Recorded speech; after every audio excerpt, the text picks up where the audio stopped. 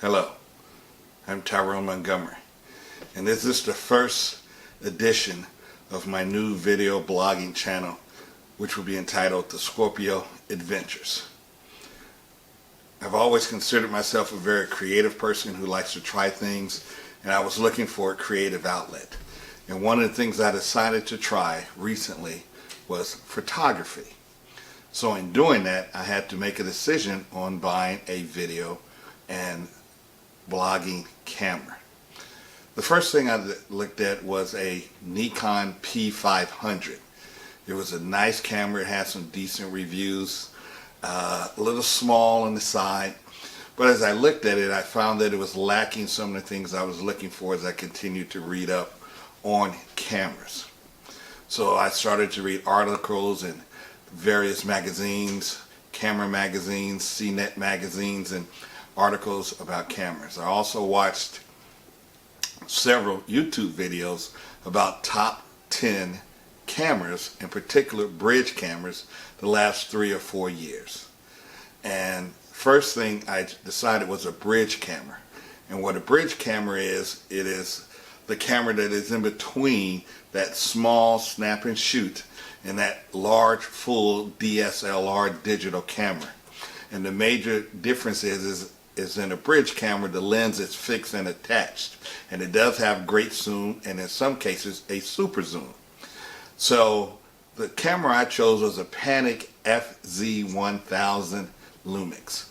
This camera has been a top 10 choice the last 3 or 4 years based on its 4K video, its additional HD video, all of the photography options that it has, and the ISO, the aperture, the frame rate, all of those things.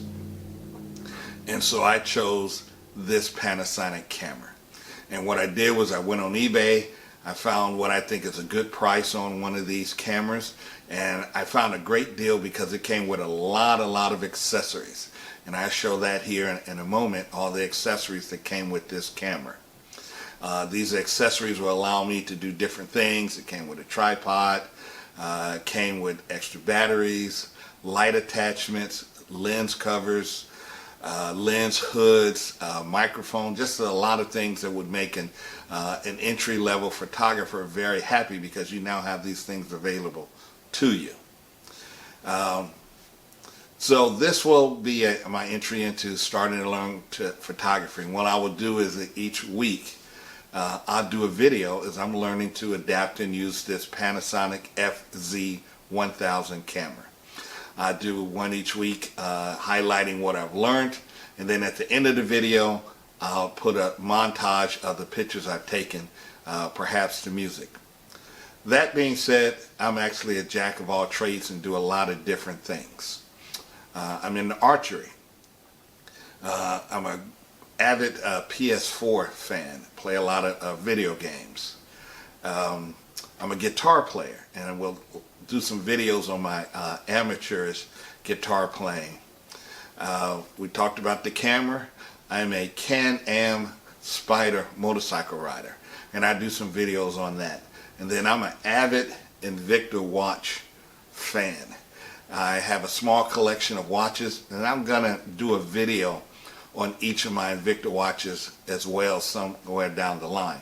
But for right now, the videos are going to concentrate on the photography, learning how to use the camera, and uploading videos with the pictures I've recently taken and what I've learned about photography.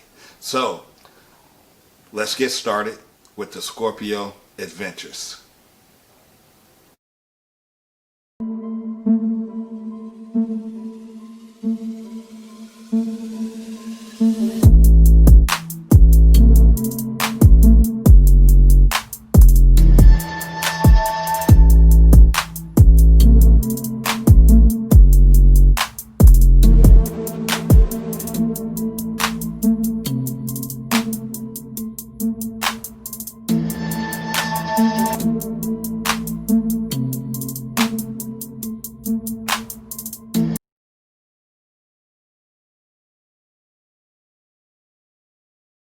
What we see here now is the actual cameras that are bought with many of the accessories that came with it.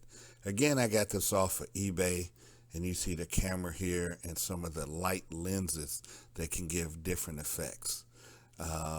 It came with a whole lot of stuff in this package. I was fortunate to get it. It does have a separate AC charging unit that you can run, so you're not running your batteries down. Lens hoods and lens covers. Here's the battery compartment where the battery would go and the SD card would go. Total of 5 batteries and a battery charger with this, a micro SD card. Here's the tripod that came with it, and here's the microphone that came with it.